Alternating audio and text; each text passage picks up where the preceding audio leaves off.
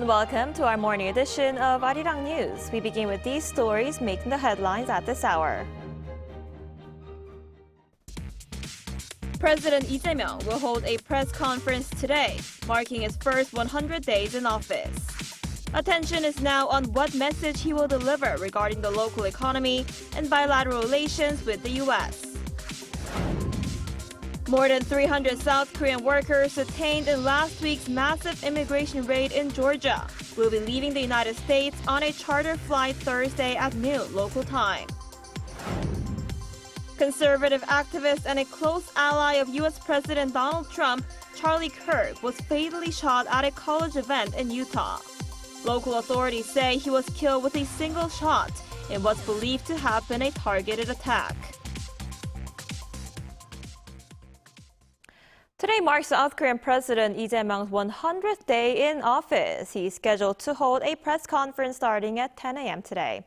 Under the slogan 100 Days for Recovery, Growth for the Future, the briefing will last about 90 minutes with more than 150 reporters in attendance. He's expected to address a wide range of topics, including his vision on diplomacy and improving people's livelihoods. Eyes are now on what message he will share regarding peace on the Korean Peninsula, as well as tariff negotiations and bilateral relations with the United States. Pending issues also include follow-up measures to reform aimed at reducing prosecutors' powers. This is the second time that President Lee is holding a presser since taking office in early June. So it's been 100 days since President Lee Jae-myung took office following a snap election in June. For more on this, we're joined today by Professor Hans Chattel, Professor of Political Science at Yonsei University. Professor Chattel, thanks for joining us this morning. Thank you for having me, Angie. Good morning to you. Morning. So we will be hearing from the president soon in his press conference, and it's been quite a busy first 100 days, from his summit with President Trump to taking down loudspeakers near the border and handing out consumer vouchers. What would you say are the biggest takeaways so far? Well, certainly what I think people will remember most about these 100 days looking back will be the crisis, first of all, of this past week. Of course, that was unexpected, I think, but it certainly will be the dominant challenge that President Lee Jae-myung has had to deal with, trying to figure out a way to agreeably bring home these hundreds of South Korean nationals that were detained in Georgia, and also tried to work out an agreement with the U.S. to figure out how to go forward with Korea's pledges to continue to invest in the U.S. economy at this difficult time. I think the second biggest challenge that the president had, which is very much related to this, was working out the trade agreement with the United States over the summer. I mean, keep in mind that the U.S. and South Korea had a free trade agreement going back over a decade before the second Trump presidency began, and the timing that President Lee had to deal with was the U.S. side basically pulling back on that free trade agreement and having to renegotiate. So like many other U.S. allies around the world,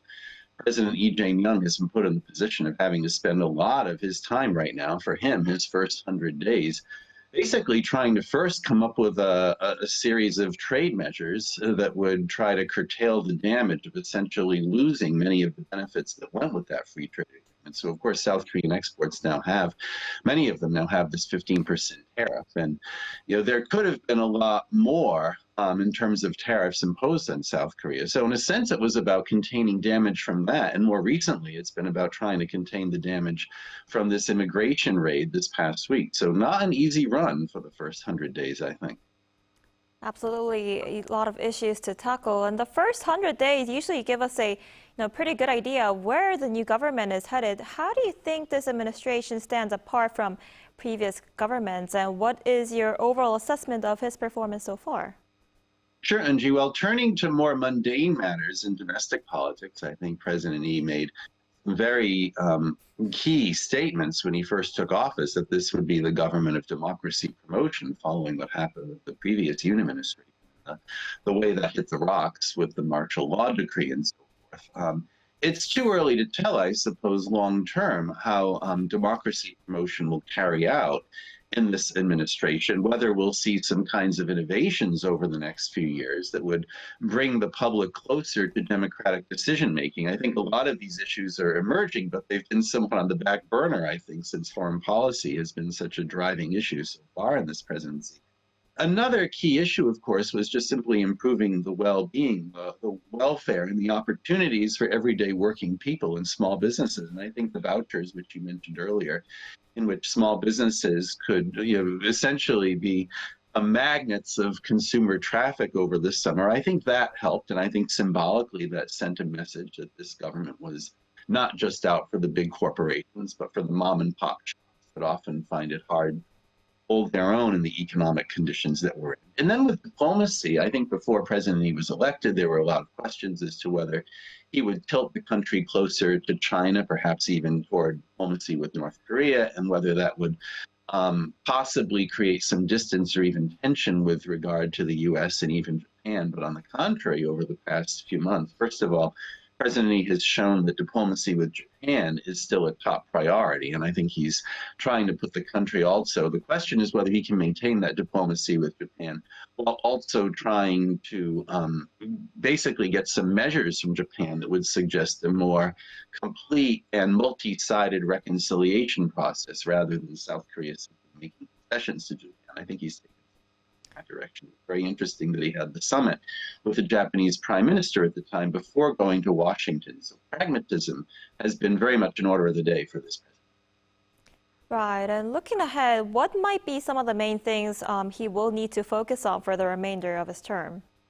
Well, there are some big issues that any president, I think, right now in this country in the 2020s really needs to focus on. And they're the big issues that the public worries about, but yet it seems no president over the past several years is able to resolve it, making housing more affordable, figuring out how to reform education in a way that more young people will be able to avoid burnout and find paths that will encourage them to prosper and stay here, and find career paths at a time when jobs for young adults are diminishing. And also related to this, at a time when now the country is investing a lot of money in the US and a lot of other economies abroad. Of course, that's always money that could otherwise be spent creating jobs domestically. So trying to figure out how to create more jobs for the country's young adults at a time when overseas investment is increasing. This is something that I've heard a lot of everyday people talking about when I've had conversations here in Seoul. I think my students often worry about it as well, yet it's not necessarily an issue that's at the front burner. So simply improving people's opportunities and quality of life and giving them more voice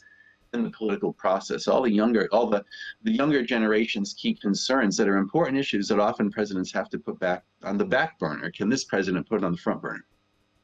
Right, absolutely. All right, Professor Charlie, I'm afraid that's all the time we have for today. Thank you so much for your insight. We appreciate it. Thanks so much, NG. Take care. Seoul and Washington have finalized arrangements for the immediate repatriation of South Korean workers detained by the United States. A charter flight is set to take off on Thursday, ensuring their safe return and maintaining future re-entry rights. Our Muniran has the details. A charter plane is scheduled to fly around 316 South Koreans from the U.S. back home after they were arrested and detained by immigration authorities in Georgia. The repatriation flight is scheduled to depart on Thursday at noon local time, with the detainees expected to leave a detention facility and travel to the airport between 2 and 4 a.m.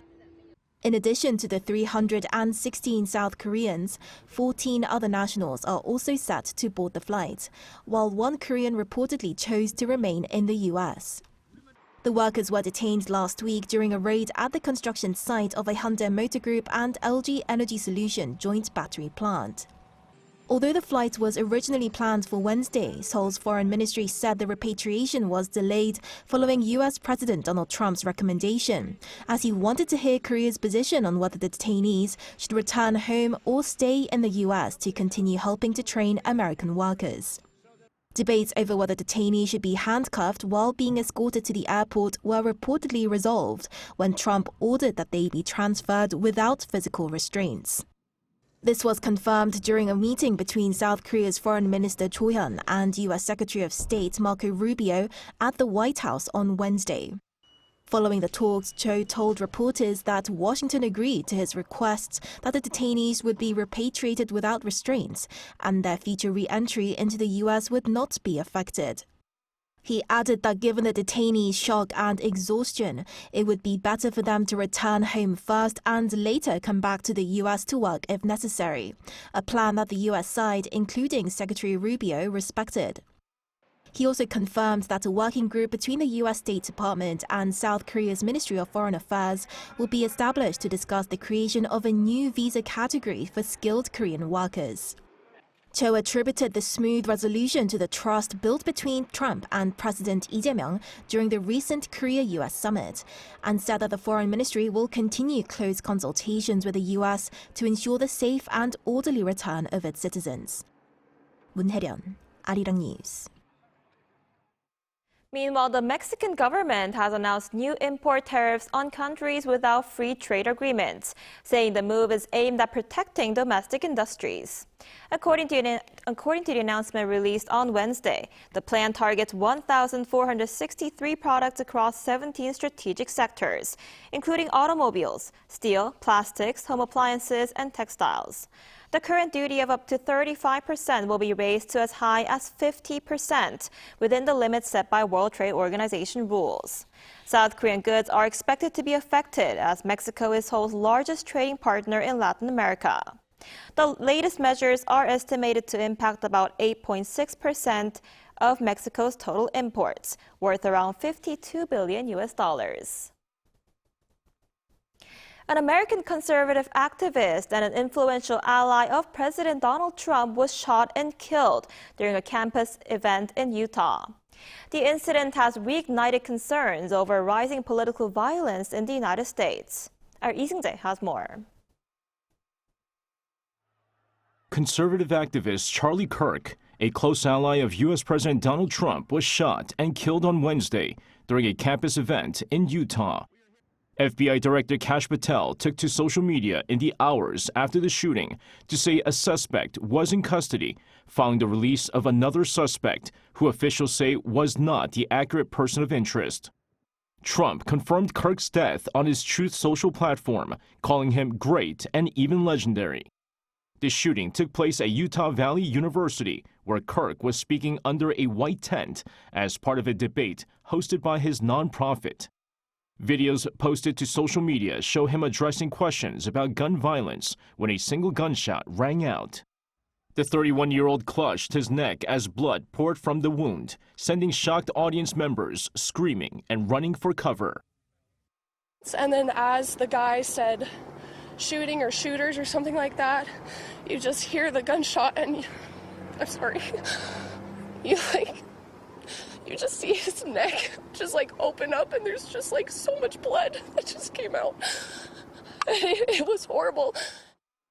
One person was briefly taken into custody, but later determined not to be involved with officials, saying the person was not the accurate person of interest. Kirk had been a prominent supporter of President Trump and frequently toured at college campuses, engaging in political debates with students. Wednesday's event was the first stop in a 14-city America Comeback Tour. He was the co-founder and CEO of Turning Point USA, a conservative youth organization he launched in 2012, aged 18. Kirk's death marked a shocking end to a career built on mobilizing youth for conservative politics and adds to growing concerns about the escalating threat of politically motivated violence nationwide. Lee Seung-jae, Arirang News.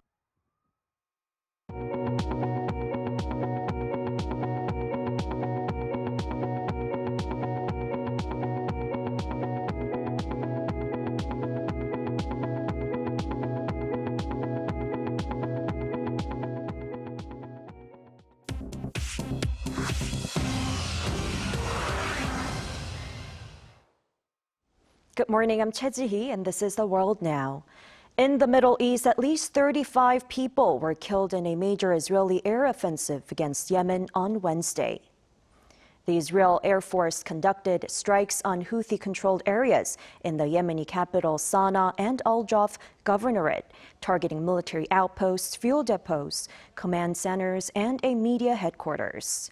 Israeli Prime Minister Benjamin Netanyahu said these strikes were in direct response to recent Houthi drone and missile attacks on Israeli territory. Houthi-run health authorities reported that civilians were among those killed and 131 people were injured during the operation. The Israeli Defense Forces confirmed the destruction of sites used for military operations, including Houthi propaganda and communications infrastructure. Residents in Sana'a described widespread damage, including the shelling of residential neighborhoods and government facilities in Al-Jaf. European Commission President Ursula von der Leyen called for sanctions and a partial trade suspension against Israel. Cuba is gradually recovering from a nationwide blackout following a fifth grid outage in less than a year, which left some 10 million people without power. Cuba's national power grid completely collapsed in the early morning hours of Wednesday, likely triggered by a shutdown at the country's largest electricity producer, Antonio Guterres' thermal power plant. By the evening of the same day, officials confirmed that electricity was slowly returning, particularly to essential infrastructure such as hospitals, airports, and water systems. In Havana, 3 substations were reactivated, restoring power to parts of the capital. Power outages have been a chronic problem in the country for years, characterized by aging infrastructure, persistent fuel shortages, and a fragile power grid. U.S. sanctions limiting fuel imports have exacerbated the situation. Officials say it may take days to reach pre-outage levels. American tech giant Oracle's shares surged by approximately 43% on Wednesday, reaching the highest intraday high since 1992. The surge in the company's value was driven by growing demand for AI cloud services and several multi-billion-dollar contracts, including a landmark $300 billion deal with OpenAI announced on Tuesday. As a result of this surge, Oracle's chairman, Larry Ellison, saw his net worth increase by approximately $100 billion in just one day, bringing it to roughly $393 billion. This briefly made Ellison the world's wealthiest person, surpassing Elon Musk. By the end of the day, Oracle's stock was approximately 36% higher than its previous closing price. Finally, NASA announced on Wednesday that its Perseverance rover had found significant potential evidence of ancient microbial life on Mars. This discovery comes from a sample taken from a rock that formed billions of years ago. The samples revealed mudstones that are rich in organic carbon, iron, phosphorus, and sulfur minerals, which are commonly associated with microbial processes on Earth. Perseverance collected this particular sample, known as the Sapphire Canyon Rock, in July 2024 along the Narutva Valleys, an area that was once a flowing riverbed. While scientists believe that the rock's leopard-spotted patterns and the presence of carbon-based materials suggest biological origins, non-biological processes cannot yet be completely ruled out.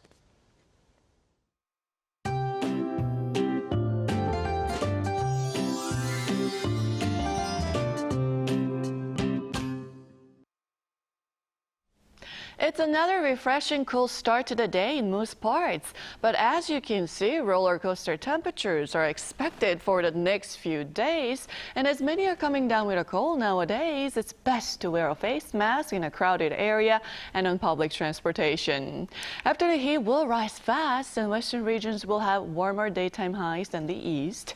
At a high of 32 degrees Celsius here in the capital, Gwangju at 31 degrees, Daegu at 30 degrees Celsius under mostly sunny skies nationwide with strong UV rays. However, looking ahead from tomorrow night into Saturday afternoon, expect bursts of heavy rain with thunder, lightning, and gusty winds. The capital area in Gangwon-do province could see up to 100 millimeters of downpours. Southern regions might be seeing up to 80 millimeters, so please be sure to stay weather aware and take precautions.